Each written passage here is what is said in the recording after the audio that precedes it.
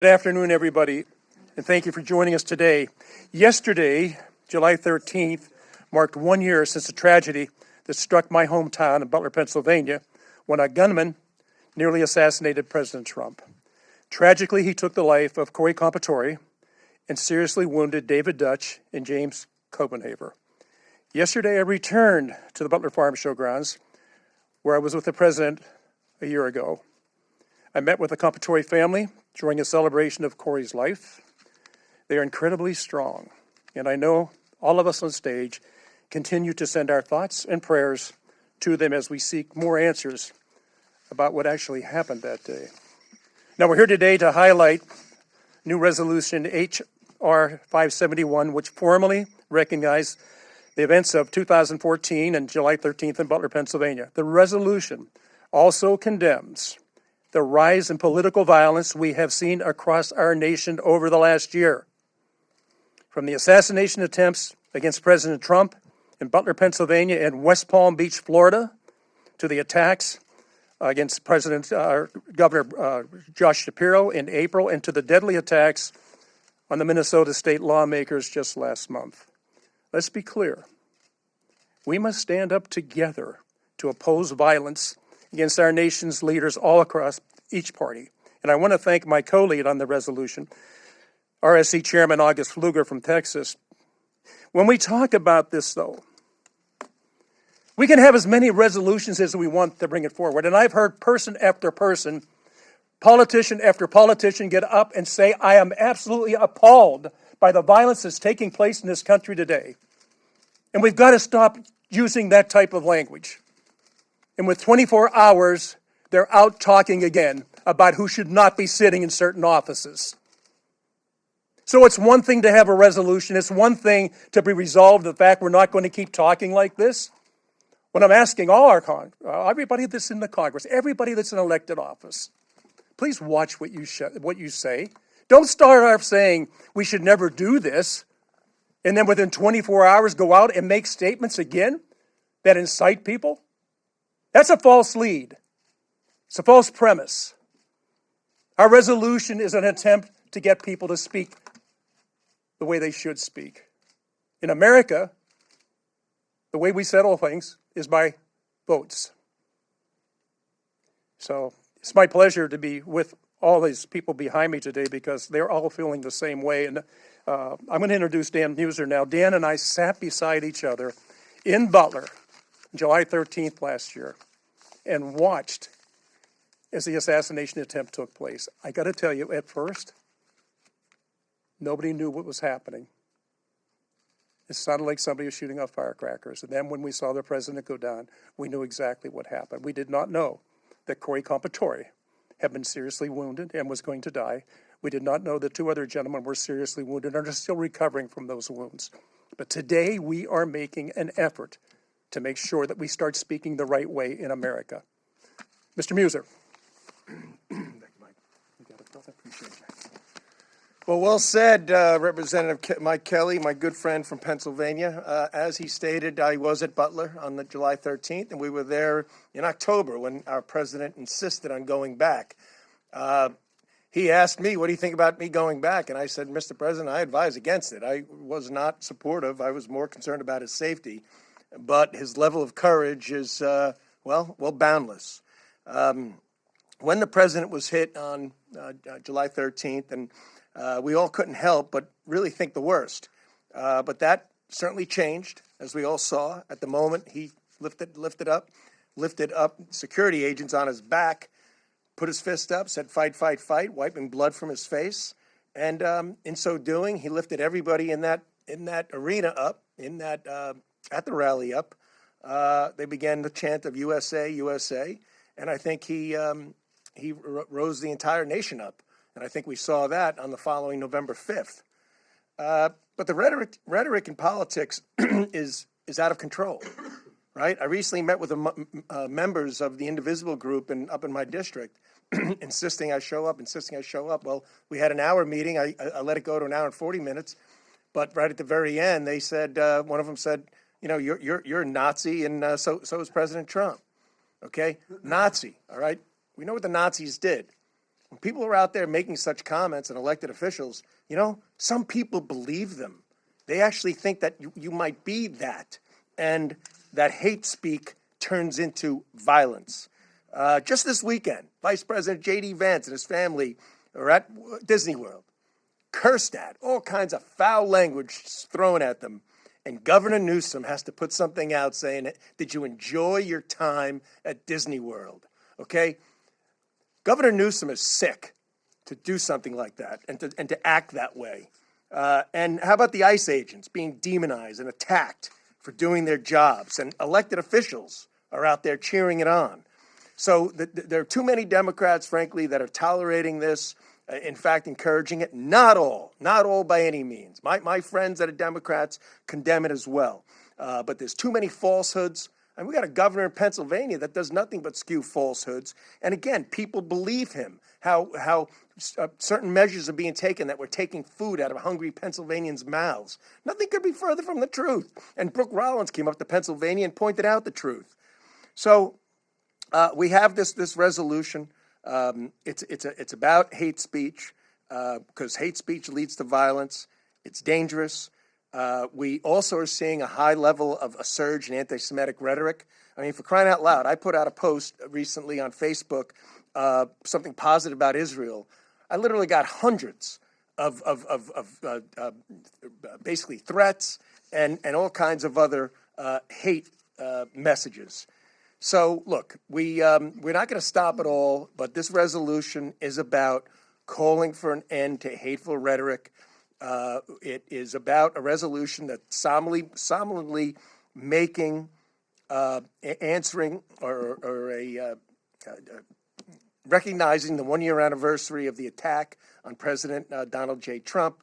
It honors Corey Compertor, who died shielding his family, and David Dutch and James Comperhaver, who are injured. And it also brings out the governor I just mentioned, Josh Shapiro, and some others that had, we had our governor residence attacked. Okay, all of these things need to be condemned, and that's what this resolution is about. And I just applaud my good friend August Pfluger and my great friend Mike Kelly for setting all this up. Thank you very much. Now I have the pleasure of introducing Congresswoman Laurel Lee from the great state of Florida.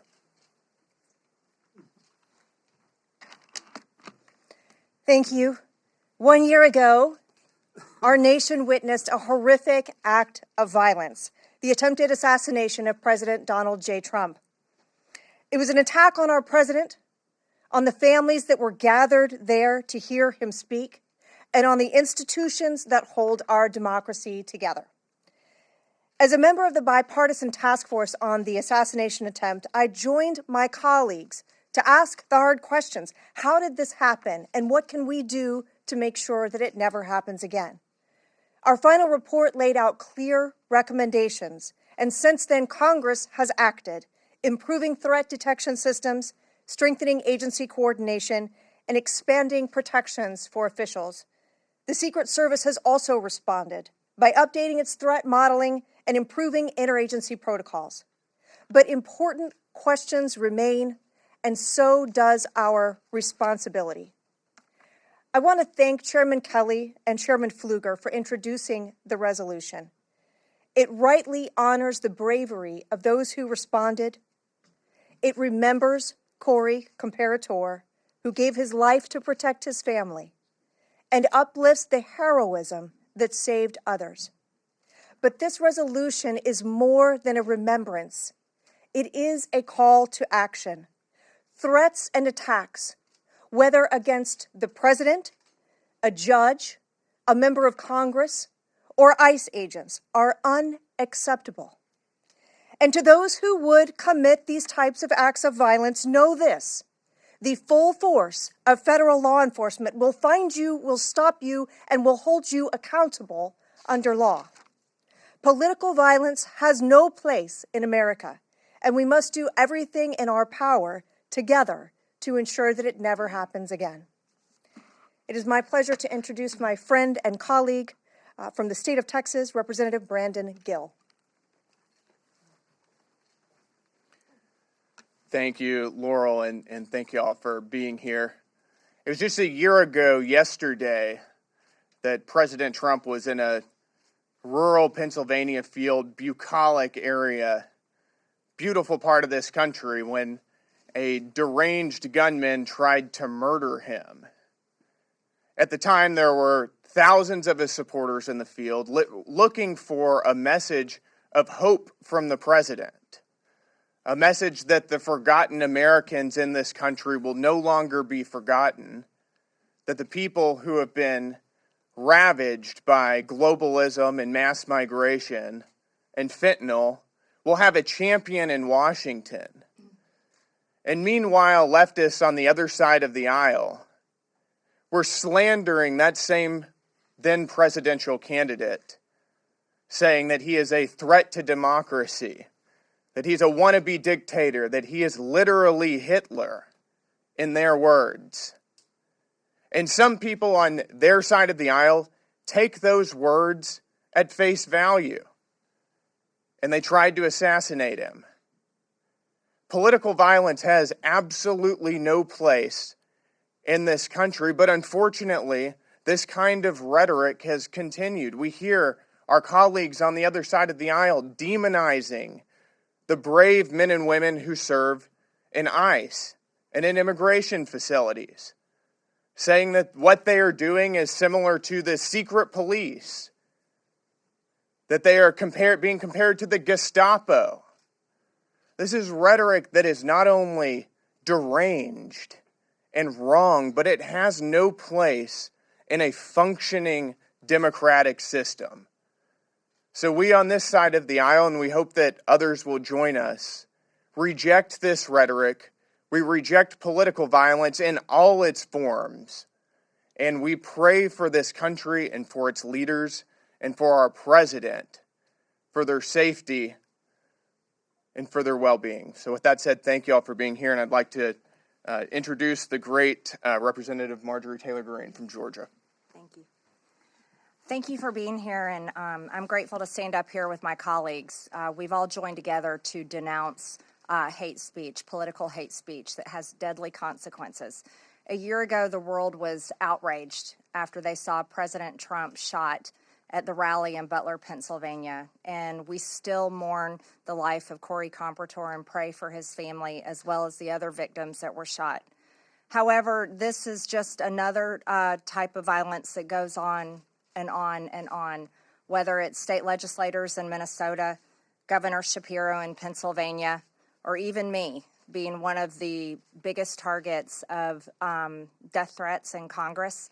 As well as my colleagues standing here with me, I'll receive them. This is a very serious situation, and it happens in many ways. It happens in the headlines. It happens in news clips. It happens in social media posts. It happens in campaign literature and emails. And it happens in rhetoric going across the aisle between Republicans and Democrats. There is no place for political violence. And the people that suffer the most are people like Corey Compertor and his family. It's also a major strain on our Capitol Police. And if you talk to Capitol Police, I encourage you, press, to talk to them. They are dealing with a massive amount of death threats for members of Congress, and they have limited resources. We would love to see their resources used here at the Capitol for visitors and safety for everyone. However, they are constantly having to investigate death threats that come for me and other members of Congress. Over the break, I spent time talking with the FBI about someone that delivered a syringe in my mailbox and talked with them about other cases. And there's been multiple people convicted for pleading guilty to planning to kill me. But this goes across the aisle on both ways, and I think I'm really grateful to be standing here with my colleagues that are saying enough of this. And I'd also, I can't go without saying that God saved President Trump's life in Butler, Pennsylvania. God saved him, and he knows it, and he says it frequently all the time, and the American people know it. And we're very grateful for that. So with that, I'd like to introduce my colleague from Georgia, Representative Mike Collins. Thank you, Congresswoman Greene. And you know, it has been 1 year since they tried to kill our president. And I want to take just a quick moment to focus on what I call consequences and make two quick points. You know, the culture of lawlessness and violence, this didn't just start last year. Y'all, this started under the Obama administration when they decided to illegally investigate conservative groups, when they were out there demonizing Republicans who just simply wanted to follow the Constitution and make our country better. Then you fast forward to the Biden administration, who they put this on steroids and actually allowed the public to take part in this game. Example, Summer of Love, where rioters were out there burning police stations, assaulting officers, taking over our cities, where they were advocating to defund the men and women in blue who protect us. And they didn't just encourage it, y'all. They promoted it. Hey, they even paid for their bail. The other thing I want to make a point is, and I think Representative Green hit the nail on the head, y'all, we got a morality problem in this country. There's no value to the sanctity of life anymore. Socialist, woke politicians, they want to have people to look to the government for every answer they need. That's not what we don't look to the government. We're supposed to look towards God for our answers. What happened in Butler? That's an example of the consequences of this Democrat rhetoric. Well, you know what? I thank the good Lord for protecting President Trump. And I pray that we get back to the foundations of our country. With that, I'd like to call up Max Miller from the great state of Ohio. Thank you. Thanks. It's great to be with all of you this afternoon. On Saturday, I woke up, and the first thing that I did is I called President Trump. Because I remember on that day just a year ago, I had called him that morning for a discussion right before he went to that rally, and it was very sobering for me. And he said, hey, Maxie, how's it going? I said, going well, Mr. President. He just said, can I help you? And I just said, no. I said, thank you. Thank you for fighting, and thank you for being here, because on that day, that could have altered the trajectory of this entire country of where we are. President Trump is our 47th president. If that gentleman would have been successful, I don't know where we would have been today. And honestly, I don't care, because he's still standing and he is our president. And when you talk about political violence throughout this country and rhetoric and what it ensues, I know all of my colleagues have experienced it. I myself, just a few weeks ago, got ran off the road because some individual wanted to get my attention, and he couldn't, and he decided to use his vehicle as a weapon. This legislation should be bipartisan in its nature, and it should be pushed through without question. And enough is enough. If you have an issue with your city councilman, your mayor, your legislator, your governor, your senator, call them and set up a meeting. And if they're not, hold them accountable, because I can tell you that we answer phone calls and emails and messages from our office every single day that we are here and not here, because that is our job as a representative for each and every single one of our districts. But what should not be forgotten is what could have happened on that day and where we would have been. And thank God President Trump is here. Thank God he is addressing political violence. But I'm sick of it. I myself have experienced it. My family has now been put, right in harm's way. And enough is enough. And it's not just on members of Congress. It's also on our constituents with decorum and just to behave with respect. Yes, we do set an example for the American people to see. But it's not just on us to carry out that example. It's for everyone within our districts who is a loving father, mother, brother, sister, grandmother, grandfather, you name it, cousin, uncle. It is on all of us as a community to come together and just put your weapons down and say enough is enough and just politely disagree over political rhetoric, because I can tell you one thing. It wasn't worth it for that gentleman who tried to take out President Trump, and it wasn't worth it for that gentleman who tried to run me off the road. Consequences have actions, and you will see swift action being taken against anybody who harms any publicly elected official or any constituent. So thank you very much. It's my honor to introduce a great Texan, Roger Williams.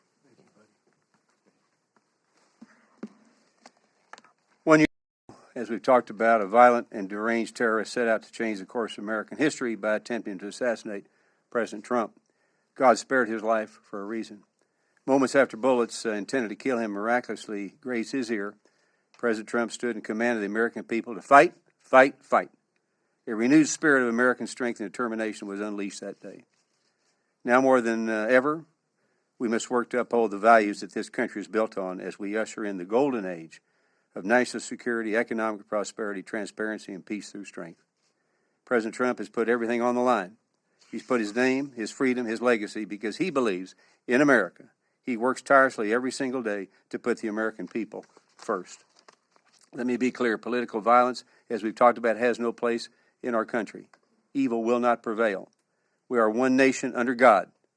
And let us honor the victims that fateful day by restoring an American legacy that future generations are proud of. Now, in my lifetime, there's three things that come to mind as I stood up here. I was one of the last people to shake the hands of John Kennedy on November 22nd, 1963, as a 15-year-old. I shook his hand at 10:46 in the morning. At 12:46, he was assassinated. I remember that like it was yesterday. Rhetoric brought that to be. I also remember the baseball shooting. Some of you may remember that. Many of us, our lives were changed that day because of rhetoric. And I remember that day everybody wanted to pray for us and offer thanks or offer their prayers. But it wasn't 24 hours later, and Mike, you touched on this. 24 hours later, we were back to where enemies were enemies. And I remember my two daughters, went to the mailbox several months ago now, and opened up two letters, each one addressed to them, and had urine, blood, and feces in the envelopes, and it said, "This will be on your father's tombstone." That's tough stuff. It's got to stop. Mike Kelly, Pfluger, and the rest of us believe now is the time to make that happen. So let's keep America great. Let's again pray for President Trump, pray for his safety, and all my colleagues' safety. In God we trust. Thank you, Mike and August, for having this event today to just remind us all that, despite what happened a year ago to President Trump, and I believe that the Lord spared President Trump's life in that field there in Butler, Pennsylvania, but in spite of that, he remained in the presidential race. He carried on because of his love for our country and the encouragement of the American people. Sadly, we have reached a point in political discourse in this country where President Trump and every politician must have the courage to speak our political beliefs while knowing that at any point our lives can be in danger, just like we saw in Minnesota, just like Congressman Miller mentioned. I too was met on an airplane, met by the police because there was a deranged man who was a former San Francisco police officer that was in Fort Wayne, Indiana, looking for me. And I know that every one of us probably have a story similar to that. And I remember Congressman Kelly back in 2010 during the Tea Party election. Passions were high, but we didn't see the hate speech and the political violence that we see today. We have got to stop it on both sides. In fact, I know every one of us up here would always condemn anybody on our side of the aisle that was performing a political any political violence, any sort of hate speech, because we will not tolerate it from either side of the aisle. And I believe that the left needs to do the same thing, that they need to condemn political violence. They need to condemn hate speech just as much as what we do. But to them, their side continues to behave differently. And heaven forbid that it happens from either side. But we continue to see it coming from the left side of the aisle. But I tell you what, as Americans, we have a great opportunity as we elect our leaders.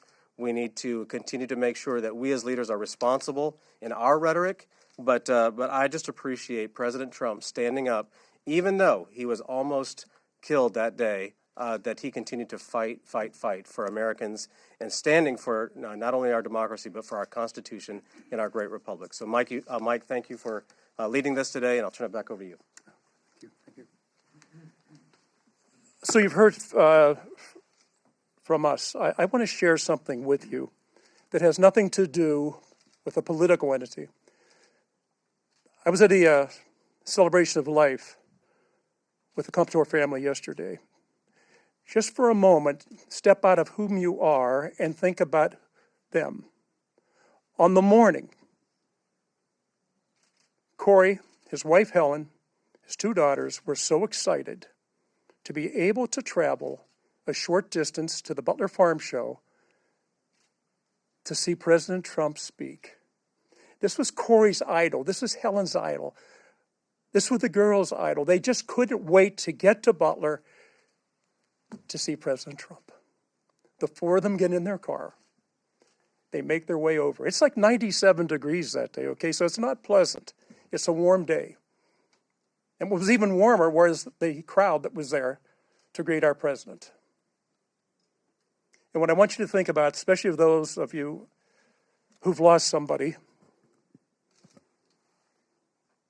a father, a mother, 2 daughters, go to an event. It's not supposed to be an event about anger. It's not about an event anything other than they're going to see their favorite president. They actually were not sitting in the seats that they were assigned. There was an opening at the top that they went up to. Shots rang out. Corey Compatore's first reaction was to get his wife and his daughters down so he could be over the top of them. What they didn't realize was that Corey had already been shot. That day is a day that lives in their memories. It's in their sleep. It's in their waking hours. This has nothing to do with politics. This has to do with life. And I think we've become too casual about what life is and what life isn't. If every single life is precious, then we should not be having this discussion today. But I want you to think about that family leaving their home, a volunteer fireman who spent his whole life running to danger to save others, who took his wife and daughters to an event to see somebody who they really liked and they wanted to listen to. 4 people in a car drive to the Butler Farm Showgrounds. That evening, Helen and the 2 daughters go home. Corey's been killed. Helen has lost her husband. His daughters have lost their father. Forever etched in their memory is that moment, that single moment when those shots rang out. So if you're asking yourself why these things happen, is it because maybe intentionally or unintentionally we stoke those fires? This is not a Republican issue or a Democrat issue. This is an issue actually just about human being to human being. Do we respect life? Do we respect other people? And what is it that we're trying to accomplish? Isn't it amazing that we have to have a resolution in the Congress of the United States to condemn that type of action? What happened to the Compatores is horrible. And when I was with Helen yesterday, for her, it's the same day over and over and over again. For Allison and Kaylee, it's the same thing for them over and over and over again. Look, the way we speak, the way we act, the way we insinuate things, that'll continue. We can pass resolution after resolution. We can go to church on Sunday and abhor what's taking place, and we leave that church and we go out and we practice what we just condemned in our churches. I would say that the illness has far deeper roots than we know. We're going to pass this resolution. And we're going to think that in some way we were able to change the way people think and the way people act. I would just ask you all, as you live your lives, think about it. Think about it. Some of these things are said casually. Some of these things are said to get a reaction. The members behind me, the people in our Congress, the people in our homes, expect nothing less than for us to act respectful to each other and always honor life. So with that, I'm going to close. I don't know. So we can take some questions? Okay. Danny and I sat beside each other. By the way, there was another person who, and I think I told you about, Mark Fogel's mother was with me, and she just wanted to meet the president. And when she talked to the president, we were standing together, and she said, "Mr. President, please bring my son home. I miss my son. I'm staying alive so I can see him." The president told her, "Ms. Fogel, I get elected, your son will be home." Mark Fogel is now home with his family. I would ask all of us to please, let's honor life in every single way. So if there's questions, please, and we're all open to listen to anything. And if you all want to say anything, I want you to say stuff. I think they were all magnificent in what you said. It is about life. It is about life, and much, much more strongly, this political talk has got to stop. Let's talk about the value of the pieces of legislation, how we value it. If we don't like the legislation, we can solve this with a vote, right? Is it either a vote yes or a vote no? It's not that complicated. I don't know why life has become so complicated. So please, anybody that wants to ask a question, please. Yes, ma'am. Thank you for the question. Some members have said that this assassination attempt a year ago kind of shone light on issues with lawmaker safety and have called for more protection for members of Congress as well as for the president. Do you think that there's anything that needs to be done in the immediate future on this, and does that include more funding for member security or anything else like that? Yeah, I think probably all of the above, but I don't care how much funding we put into it. I don't care how much protection we have. There's always going to be a danger. I don't know if any other members want to speak on this, but I don't see that the resolution, it is what we feel in our hearts and what we think needs to be said. And I wish that an overwhelming vote in favor of that resolution would solve the problem. I would hope that it goes deeper than that and it strikes a chord with people. Yeah. So I don't know how much we could fund it. Yes. Yeah. Come on. Yeah, I think it has become an extremely serious issue. I've been swatted dozens of times. My family has been swatted many times themselves individually. I hold some of the highest amount of death threats of members of Congress. And there was a man working in the Voices of America just arrested and will be prosecuted by the Department of Justice for making death threats to me through the studio and Voices of America. And that's just another one on top of countless others. The Capitol Police don't have enough resources, and all of my colleagues here can tell you all of their personal stories of death threats they've dealt with. And I think we do need protection, and we don't have any. And that's something difficult. Many of us have to pay for it ourselves or pay for it through our campaigns, and it needs to stop. And I've had there's multiple people that have been convicted and served time in prison for pleading guilty to planning to kill me, but I'm just one of 435 and it happens to all of us. So I do think that's serious. Thank you for asking that. Good. Olivia. Do you want the IRA, like members' IRAs, to be able to help pay for security? Institutionally, are U.S. Capitol Police, as a sergeant of arms, able to handle this new change in influx of threats? I was just speaking for myself, but many of my colleagues can probably answer this question, especially if they serve on appropriation or leadership. But I don't think they have enough resources right now, and I think they are limited. But I'm sure leadership and discussions will come up with ways to hopefully fund that and fund members of Congress that do need protection. Yeah. Yes. What? Did you have a second part to your question? Yeah. Just another question more broadly. Sure. One, I'm sorry about the threats that you go through. People don't deserve to go through that. When the shooting of the president happened last year, there was calls for rhetoric to be dialed down. I think that we're in a cycle of partisan politics where threats just seem to keep escalating and rhetoric might dip down, but then it gets brought back up. And you were saying this is not a Democrat or Republican issue. So I guess one is, condemning, but the other is also a commitment to dialing down the rhetoric. And I was wondering if the members on stage would raise their hands if they're committed to also trying to dial back that rhetoric. Okay. Showing hands. I mean, is everybody in favor? Yeah. I mean, that's. For the I mean, resolution.